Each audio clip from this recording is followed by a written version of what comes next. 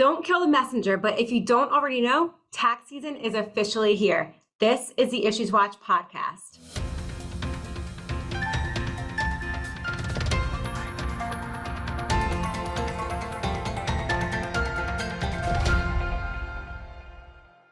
Hello, and welcome to the Issues Watch podcast. My name is Nicole DeRosa, Senior Manager at WIS, and I am very excited to be your host for the tax episodes.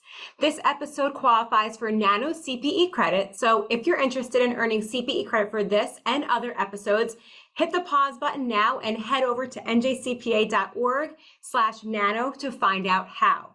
A quick disclaimer, the views and statements expressed herein are my own and not necessarily those of the NJCPA or WIS & Company. So with tax season here, I thought it'd be very helpful to do a quick rundown of some of the key changes that impact both businesses and individuals as compared to the prior year. So starting on the business side, the business interest expense limitation under 163J. New for 2022, you may have less interest expense that is tax deductible because the adjusted taxable income calculation is less taxpayer friendly as the way it was calculated in the past. And as a result, will result in less of a deduction because of the favorable depreciation, amortization, and depletion deductions that are no longer allowed as an add back. So as a result, a lower ATI base will result in a lower deductible interest expense. Now, of course, this is only if your business is subject to the limits under 163J. If you're not subject to the limits, then no worries here. This does not apply to you. Moving along, research and experimental expenditures. Beginning in 2022, again, if you haven't heard, well, don't kill the messenger. Research and experimental expenditures must be capitalized 5 years if domestic or 15 years if foreign, instead of fully deductible in the year paid or incurred as it's been in the past. There was some strong bipartisan support to retroactively defer this treatment and kind of kick the can down the road a little bit. However, Congress has been very quiet on all things tax related as of late, and we don't have kind of any guidance as to this or if there's going to be perhaps a retroactive application of deferring this treatment. Only time will tell. I wish I had a crystal ball, but I don't. But right now, this is the current tax treatment. Let's talk about some COVID-related items now. The employee retention credit and the paid sick and family leave credits are no longer an option for 2022. The Paycheck Protection Program, make sure you're still properly treating the expenses that were paid with PPP loan proceeds, as well as forgiven loans properly. PPP loan forgiveness is not includable in taxable income, and expenses paid with PPP loan proceeds are tax deductible.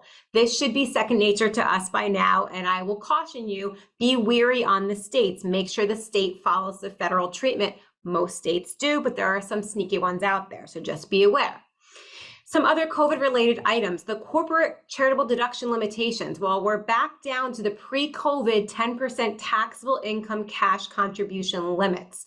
We are, it was temporarily increased during COVID to 25% of taxable income, but that was only through 2021. So just be aware, we're back down to 10% here. Business mileage rates. We do have a bifurcated year for the 2022 tax year. From January 1st through June 30th, the business mileage rate is 58.5 cents per mile. From July 1st through December 31st, the mileage rate is 62.5 cents per mile. Now, obviously, our clients love to just give us one blanket number. Here's my information, but we should be asking if they could break it out for us. If they can't be, best of both worlds, I would say, split it down the middle, treat half as 58.5 cents, treat the other half as 62.5 cents. You're not being ultra aggressive and you're not being ultra conservative.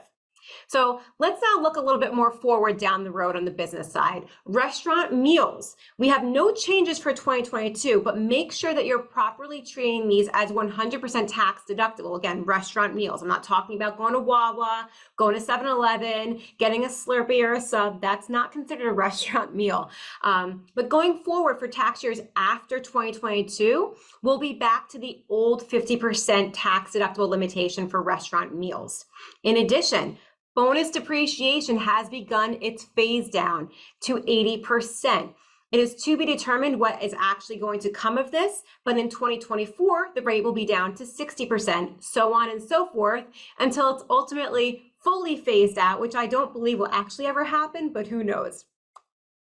We also have the new corporate AMT tax. 15% will be effective for tax years beginning after December 31st, 2022, which will impact multi-billion-dollar large domestic corporations as well as multinational corporations. Another new 1% excise tax on stock buybacks and redemptions. Again, effective for tax years beginning after December 31st, 2022, which will impact large corporations, publicly traded stock on any established securities market. And last but not least, looking forward on the business side, energy credits galore. More on that at another time. Let's now switch gears to the individual side. My personal favorite, pun absolutely intended. Economic impact payments, STIMIs as they were called, are no longer applicable for 2022, thank goodness. As such, we don't have to reconcile them in the tax returns, so one win for the good guys here. Child tax credits. The advanced child tax credit, very similar to the economic impact payments, is no longer applicable for 2022, so again, thank goodness, no reconciliation is needed on the tax return. In addition, child tax credits, we are back to pre-COVID amounts of $2,000 per qualifying child up to age 16, no longer age 17, which could significantly impact taxpayers unfavorably. During COVID, if you recall, credits were supercharged up to $3,000 per child and $3,600 for those children under the age of 6. So it's important to note here that also for 2022, there is a New Jersey child tax credit. Residents with taxable income of $80,000 or less are eligible for a credit up to $500 for each dependent who is age 5 or younger on the last day of the tax year. Taxpayers who are filing separate are not eligible for this credit on the New Jersey return. Child and dependent care credits, very similar to the child tax credits. We are again back to pre-COVID amounts here. So for 2022, the credit is non-refundable. Translation, it is limited to the tax liability, and the maximum credit returns back down to 35%. So compared to 2021, the credit was refundable and the maximum credit was up to 50%. There were also higher AGI thresholds, so more taxpayers not only reaped this benefit, but they were actually able to get money back from the IRS due to the refundability.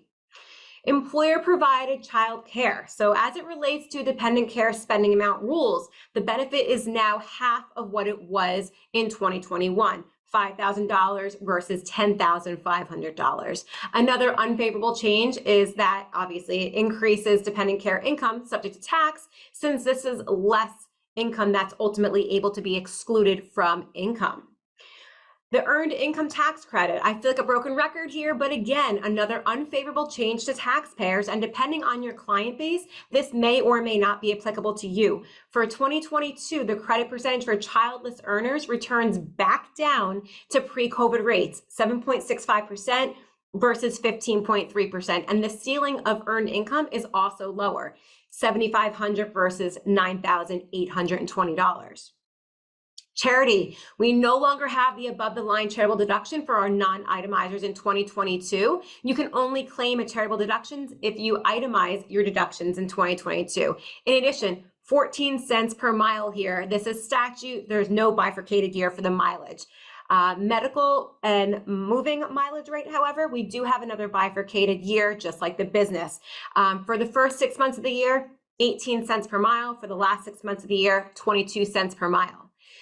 Educator expense, surprise, $300 for 2022. Previously, this was $250 for who knows how long, but this is going to be indexed for inflation now on an annual basis going forward. So last but not least, I want to briefly mention that the IRS Tax Practitioners Hotline, for the first time in a very long time, you're actually now able to get through and speak with a representative, so long as you have authorized power of attorney, Form 2048. Changes here include having to first verify that you are not a robot by solving an addition problem or repeating back several words before you're able to get into the queue. The IRS Tax Practitioners Hotline phone number is 866-860-4259. In addition, the New Jersey Tax Practitioners Hotline phone number is 609-633-6657. No formal power of attorney is needed for New Jersey, but you do need to be authorized to speak on behalf of your client. So I want to end on a high note here. So with that being said, thank you all so much for watching and listening today. For more tax updates, visit njcpa.org/hub/tax. And if you're an NJCPA member, be sure to join the Society's federal taxation and/or state taxation interest groups by going to njcpa.org/groups. You can access all IssuesWatch podcast episodes at njcpa.org/podcast. Best of luck this busy season. I'll see you April 19th. Take care.